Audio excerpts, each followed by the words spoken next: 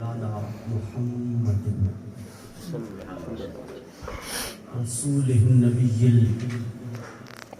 الأمی الحبیب الامین المکین الکریم الرؤوف الرحیم سبحان اللہ اما بعد بسم اللہ الرحمن الرحیم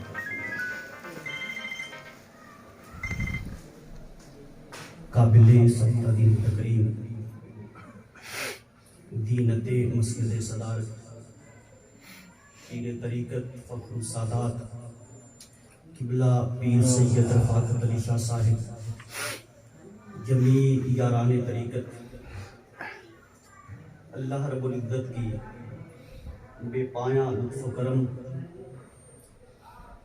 اور آقا انعامدار مدنی تاجدار صلی اللہ علیہ وآلہ وسلم کے قدمین شریفین کے توسل سے آج ہم اس بابرکت اور باوقار مجلس میں ہم سب حاضری کی سعادت پائے ہیں۔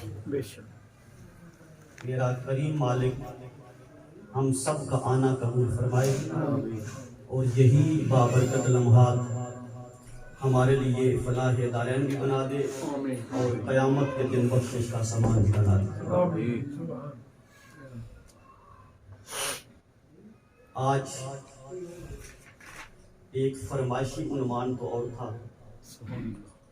لیکن جن حضرات صاحب نے وہ فرمائش مجھے کی تھی وہ آج کسی مجبوری کی وجہ سے تشریف نہیں لا پائے، تو میں اس کو فرینڈنگ کر رہا ہوں اگلے ختم شریف کے لیے۔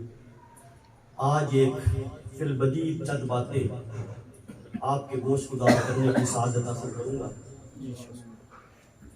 صوفیاء اور عرفاء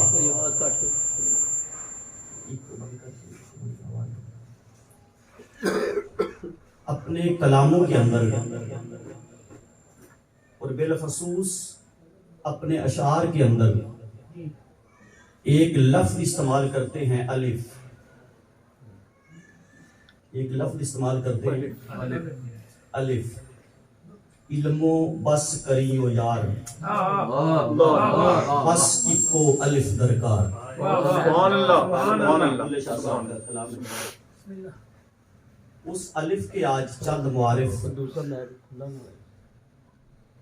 آپ کی خدمت میں رکھنے کی کوشش کروں گا۔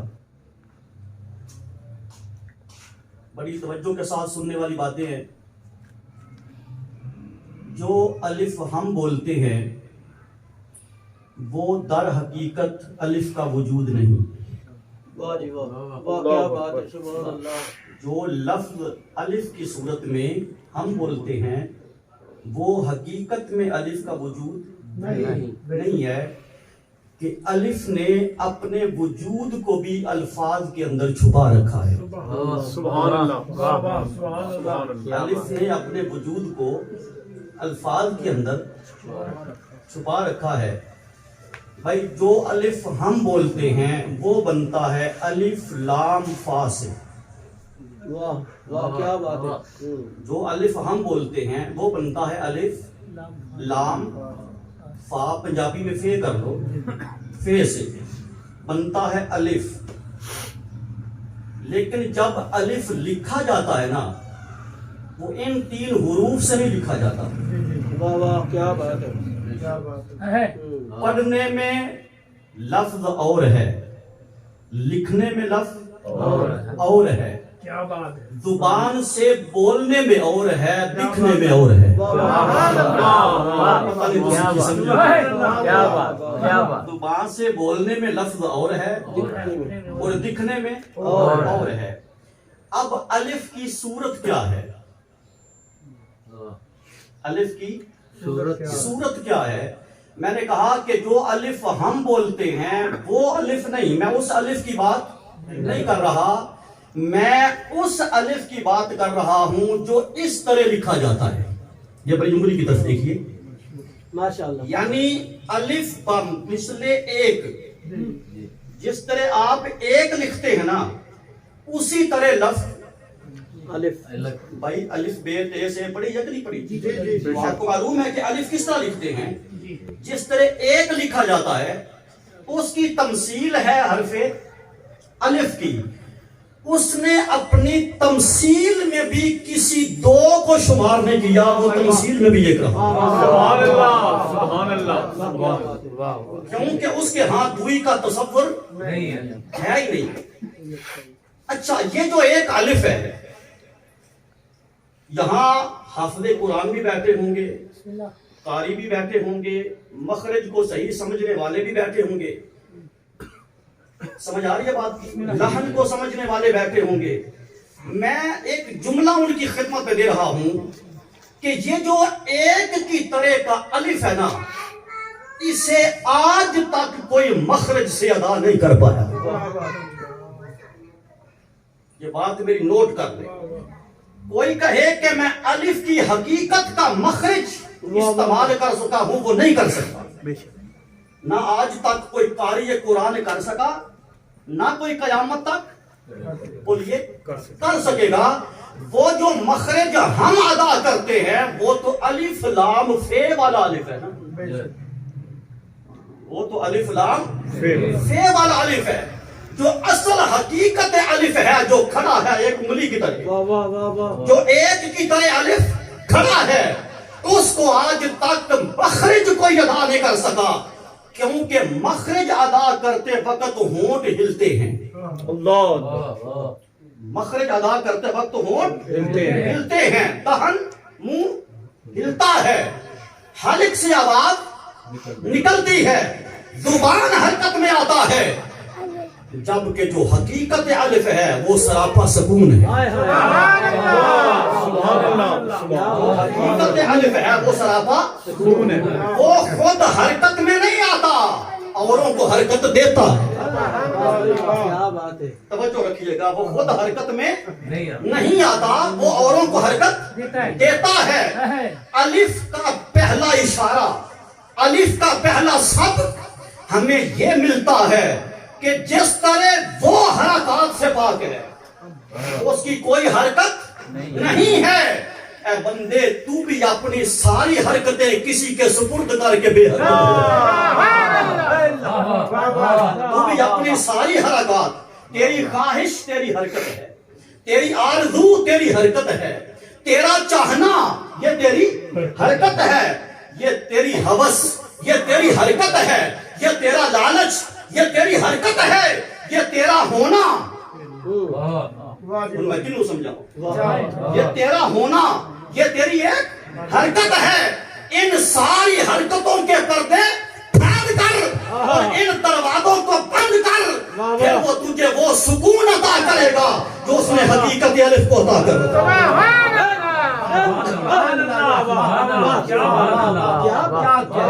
کل پیروں کے پیر, کل جہانوں کے دستگیر, غوث ارض و السماوات, قطب اللوح والقلم, پیر انس والجنہ, میرا غوث العظم جنات کا بھی پیر ہے. سیدنا عبد القادر جیلانی فرماتے ہیں کہ اے بندے, اپنے شیخ کے ہاتھوں میں اس طرح ہو جا جس طرح میت غسال کے ہاتھ میں ہوتی ہے. غسال کہتے ہیں غسل دینے والے کو, غسال کہتے ہیں بھائی مردہ پھٹے پہ لیٹا ہو, کدی انہیں آکھیا بھائی جی یہ پہلو سجی باندھ ہوئے ہو, کدی انہیں آکھیا وضو ٹھیک کرامی, نک چ پانی ٹھیک پامی, کبھی مردہ بولا ہے؟ آپ اس کے کپڑے پھاڑ کے اتارے وہ تب نہیں بولتا. ہائے ہائے, میں جملہ بول گیا بڑا بڑا, سمجھ لیں, اس کے کپڑے پھاڑ دیں نہیں بولتا, مطلب کھلے اتار دیں, کپڑے پھاڑ دیں وہ تب نہیں بولتا, الٹا کر دو تب نہیں بولتا, سیدھا کر دو تب نہیں بولتا, پاؤں دھو تب نہیں بولتا, چہرہ دھو تب نہیں بولتا. جس طرح مردہ غسال کے ہاتھوں میں بے حرکت ہوتا ہے, غوث العظم فرماتے ہیں اپنے پیر کے ہاتھ پہ ایسا ہو جا, اپنے شیخ کے ہاتھ پر ایسا ہو جا کہ تیری مرضی ختم ہو جائے, دوسرا بسکون ہو جائے.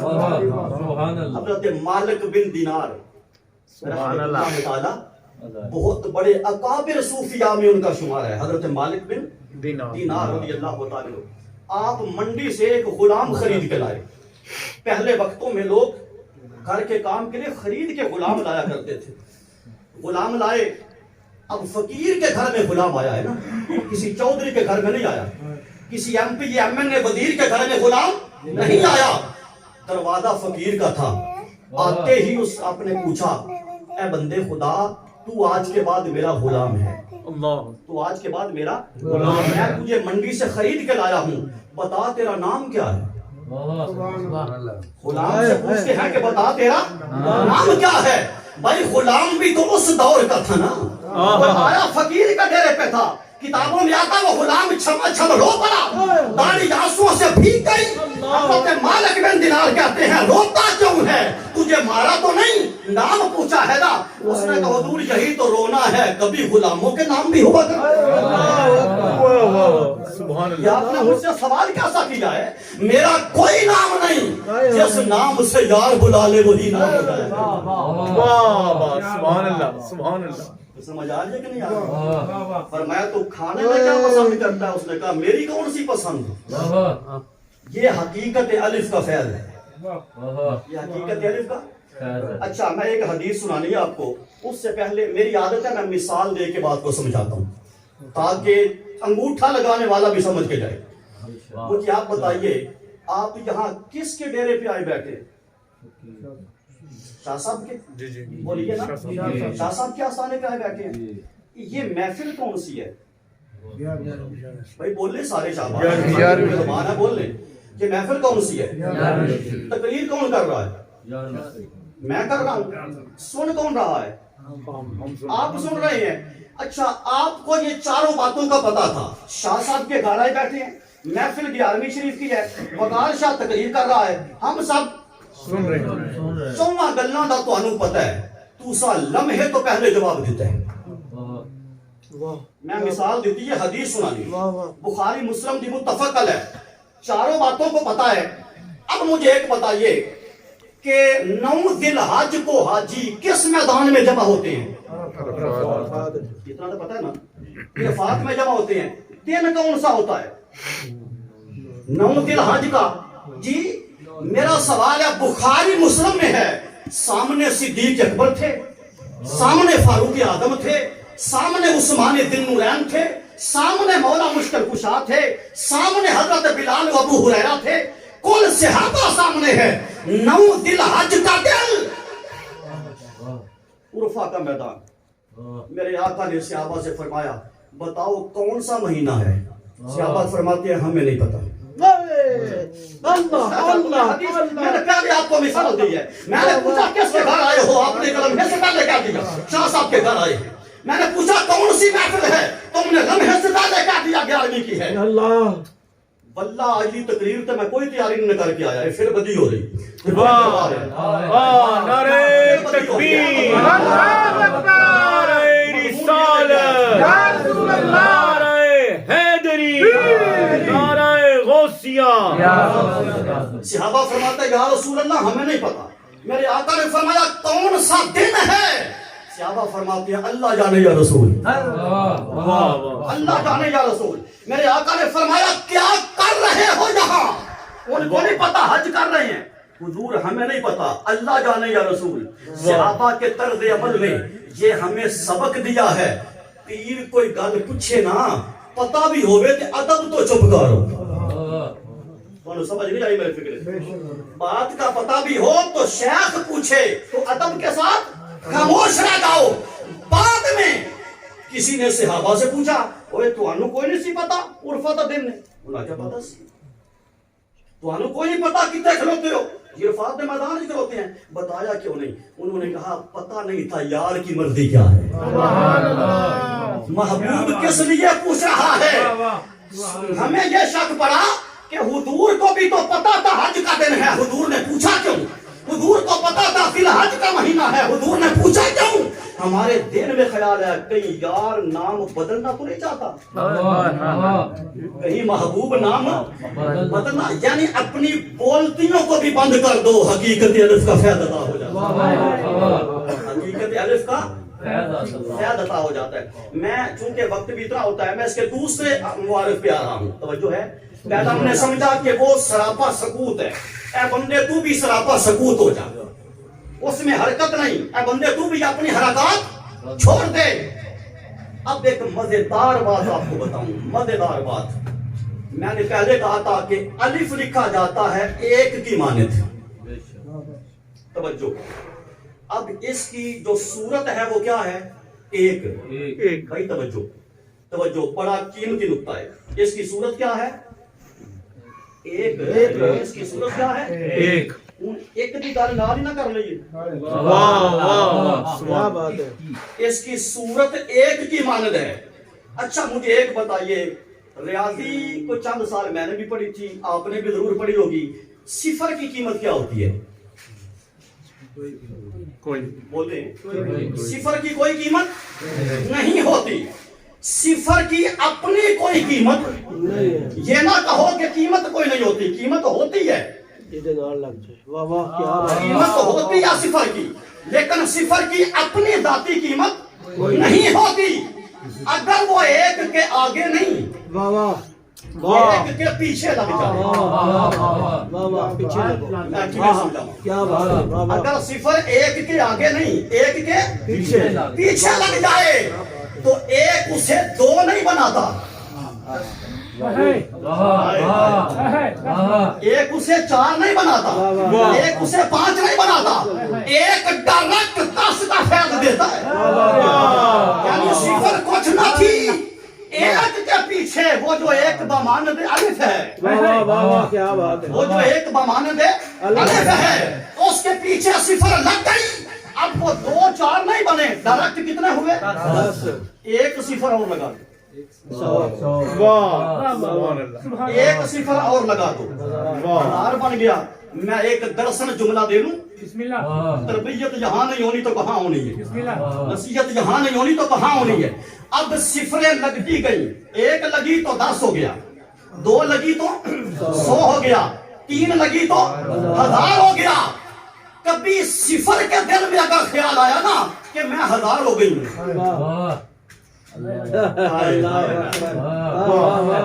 کیا بات ہے. کبھی صفر کے دل میں خیال آ گیا کہ میں 1000 ہو گئی ہوں تو 3 صفریں ہٹانے کی ضرورت نہیں, وہ کئی صفر ہو جائے گی. بس ایک ہٹ گیا نا,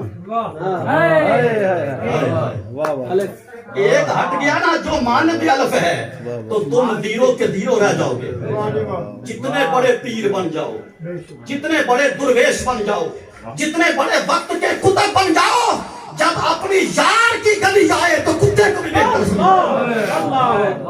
کبھی خود کو نہ سمجھنا کہ میں پیر ہو گیا, میں درویش ہو گیا ہوں, میں 1000 ہو گیا ہوں, میں لاکھ ہو گیا ہوں. نہیں, تو لاکھ ہوگا اپنے محلے میں. واہ واہ.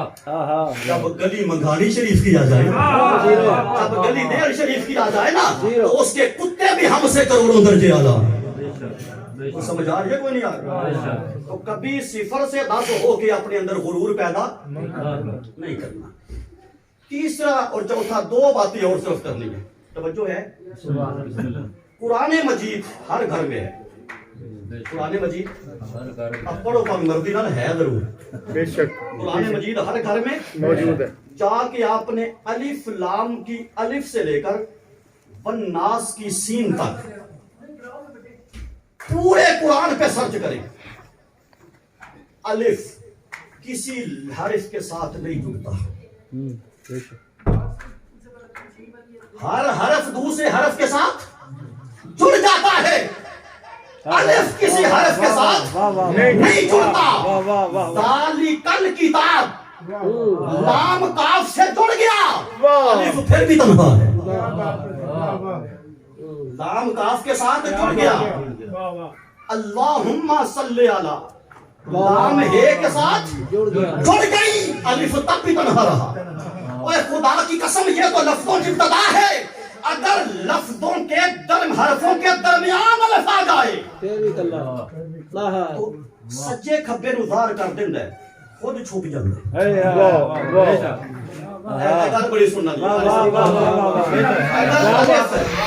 الف حرفوں کے درمیان آ جائے تے جیڑا سچے کھبے جڑے ہوندا ہے نا, ਸੱਜੋ ਖੱਬਿਓ ਜਿਹੜਾ ਜੁੜਿਆ ਜੁੜਿਆ ਹੁੰਦਾ ਹੈ ਉਹਨਾਂ ਨੂੰ ਜ਼ਾਹਰ ਕਰਦਾ ਹੈ خود چھپ جاندہ ہے مثال کے طور پہ لفظ ہے خواب بے شک خواب پڑھا گیا جی جی جی اگر الف کو پڑھنا تھا تو خواب پڑھے نا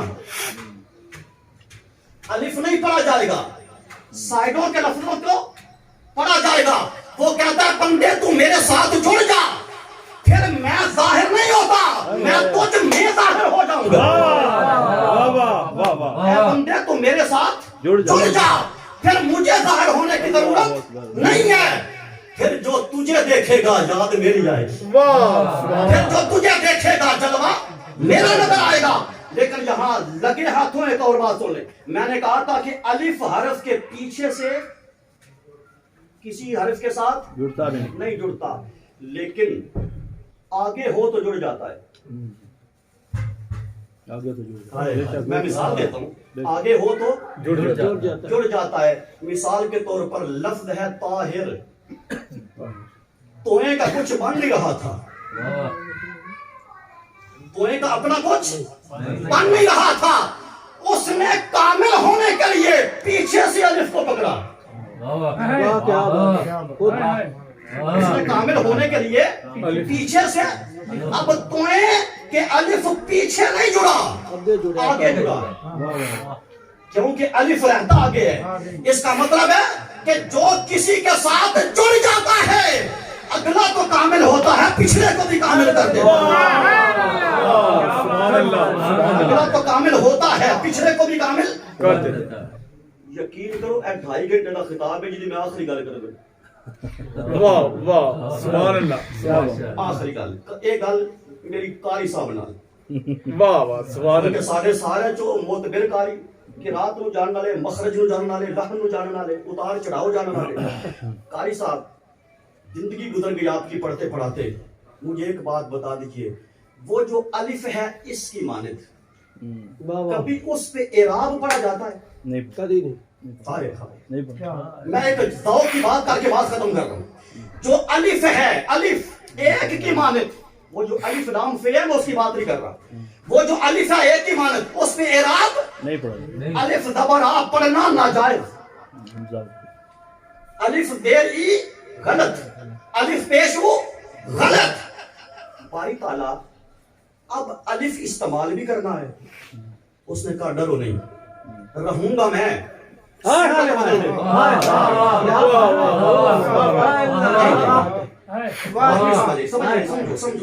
تسلی کا لمحہ پہ آ کے سمجھو پھر بھی گھر سمجھ کے توجہ ہے الف کہتا ہے مجھ پہ حرف اعراب نہیں کیونکہ میری نہ لت نہ پیر نہ بام نہ پیر نہ چہرہ کہ زیر زبر پیش لتا پیران یہ ہاتھ پیر لتا پیران وہ کہتا ہے میرے تتے آ نہیں سکتے اب پریشان ہونا میں ایک اپنا قائم مقام بناتا ہوں میں ایک اپنا قائم مقام بناتا ہوں اس پہ زبر بھی لگانا ہوں گا میں میں اس پہ زبر بھی لگا لینا اس پہ زیر بھی لگا لینا بس نام اس کا لینا ہے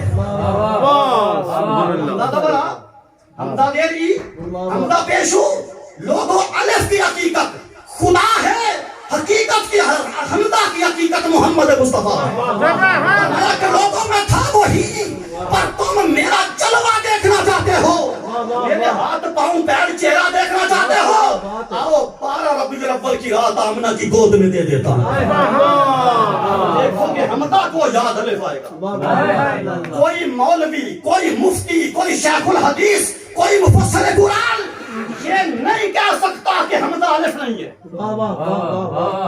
کوئی کرے جرت حمدہ الف ہے حمدہ حقیقت میں الف ہے روپ بدل کے آیا ہے الف دے مکھ تے میم دبو